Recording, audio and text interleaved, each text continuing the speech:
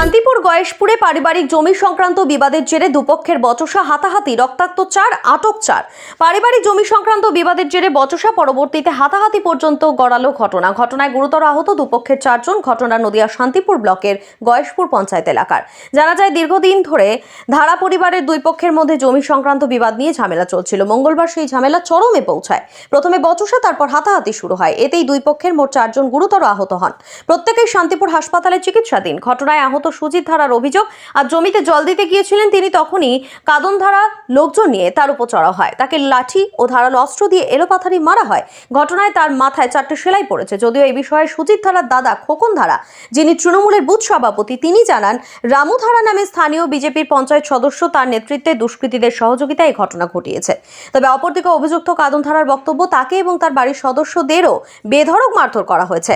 কাদন ধারা নিজেও গুরুতর আহত হয়ে হাসপাতালে চিকিৎসাধীন। তার মাথায় 4টে, হাতে 3টে সেলাই পড়েছে। তৎসহ তার পরিবারের লোকজনদের মধ্যে 2 জনের হাতেও সেলাই পড়েছে, তারাও হাসপাতালে চিকিৎসাধীন। কাদন ধারার অভিযোগ, তিনি ভাটায় কাজ করছিলেন। ঝামেলার কথা শুনে বাড়ি আসার সময় সুজিত ধারা এবং তার লোকজন তাকে ঘিরে ধরে লাঠি এবং ধারালো অস্ত্র দিয়ে মারধর করে। তবে দুপক্ষের সকলে আহতদের শান্তিপুর হাসপাতালে নিয়ে আসা হয়। ঘটনার খবর পেয়ে হাসপাতালে উপস্থিত হন স্থানীয় তৃণমূলের ব্লক সভাপতিও। তার দাবি, বিজেপির পক্ষ থেকেই এই কাজ করা হয়েছে। ইতিমধ্যে সুজিত ধারার পরিবারের পক্ষ থেকে শান্তিপুর থানায় লিখিত অভিযোগ দায়ের করা হয়েছে। তবে তৃণমূল কংগ্রেসের পক্ষ থেকে এই ঘটনার কারণে বৃহত্তর আন্দোলন সংগঠিত হবে। যদিও এই ঘটনার খবর পেয়ে শান্তিপুর থানার পুলিশ শান্তিপুর হাসপাতালে আসে, আহতদের সঙ্গে কথা বলে এবং দুপক্ষের 4 জনকে জিজ্ঞাসাবাদের জন্য আটক করে। তবে পারিবারিক অশান্তিতে রাজনৈতিক রং লাগায় এখন শুরু হয়েছে জোর জল্পনা।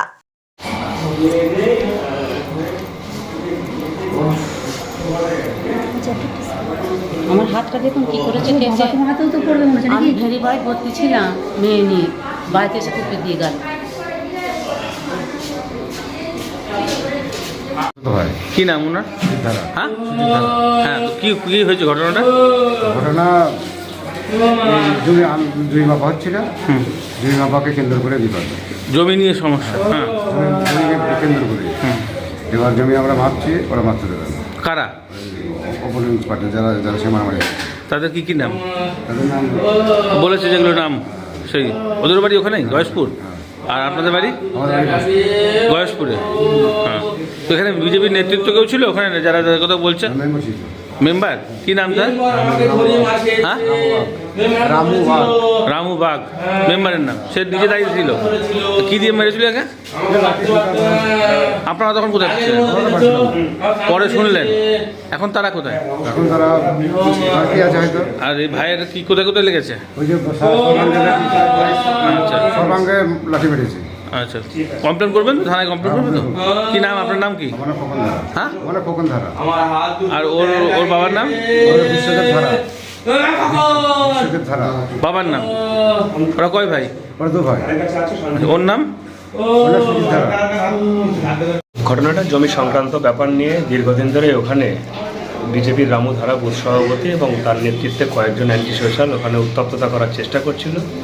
তো আজকে বিকেল থেকে ঘটনাটা অন্য মাত্রা নেয়। আমাদের সুজিত ধারা বুথ সভাপতির ভাই, সে তাকে নির্মমভাবে মারে এবং শান্তিপুর হাসপাতালে তাকে ভর্তি করা হয়। আমরা প্রশাসনের কাছে তাদের পরিবারের পক্ষ থেকে আমরা অভিযোগ দায়ের করেছি এবং আমরা আগামীকাল থেকে বৃহত্তর লড়াই আন্দোলনে আমরা বিজেপির বিরুদ্ধে আমরা ময়দানে নামব। এক্ষেত্রে জমি জমার বিষয়ে বলছে, ওনারা বলছেন এটা অরাজনৈতিক ব্যাপার প্রথমত, আর দ্বিতীয়ত যে ওদেরকেও মারধর করা হয়েছে, মানে যিনি ইনজিওর বলে আপনাদের দাবি করছেন সেও মারধর করেছে বলে অভিযোগ ওদের, এবং তারাও হাসপাতালে ভর্তি। হ্যাঁ, অরাজনৈতিক ব্যাপার, সেটা জমি জমার ব্যাপার থাকতে পারে, কিন্তু যেহেতু আমার বুথ সভাপতি, আমার দলের নেতৃত্ব সবাই তারা আমার দলের সহকর্মী, তারা আমাদের কাছে সুবিচার চেয়েছে, আমরা দলের পক্ষ থেকে তাদের পাশে দাঁড়িয়েছি। বিবাদ সমস্যা থাকতে পারে, সেটা আইনিভাবে মিটিয়ে নিলে ভালো হয়, কিন্তু বারবার প্ররোচনা দিয়ে, আজকে শুধু নতুন নয়, এর আগেও আমাদের নেতৃত্বকে তাদের এই ব্যাপারগুলো নিয়ে তারা প্ররোচনার ফাঁদে পা ফেলতে বাধ্য করেছে। ওই কাদুন ধারা বলে যিনি ভর্তি আছেন, তিনি অভিযোগ করছেন যে সুজিত ধারা, অর্থাৎ আপনাদের যার